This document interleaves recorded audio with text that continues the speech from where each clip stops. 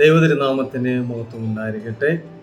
യേശും ഷീഹോ the incarnated son of God എന്ന ധ്യാന പങ്ക്തിയിലെ 6-ാം ദിവസത്തിലേക്ക് ഏവർക്കും സ്വാഗതം.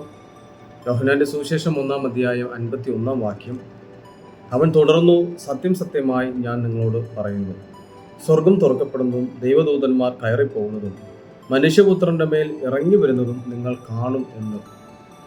ദൈവത്തിൻ്റെ മനുഷ്യാവതാരം യേശുക്രിസ്തുവിനെ ദൈവപുത്രൻ എന്ന് മാത്രമല്ല മനുഷ്യപുത്രൻ എന്നും കൂടി അറിയപ്പെടാൻ വേണ്ടിയിട്ടാണ്. അതുകൊണ്ട് സഭയുടെ വിശ്വാസമാണ് യേശുക്രിസ്തു പൂർണ്ണ ദൈവവും പൂർണ്ണ മനുഷ്യനുമാണ്.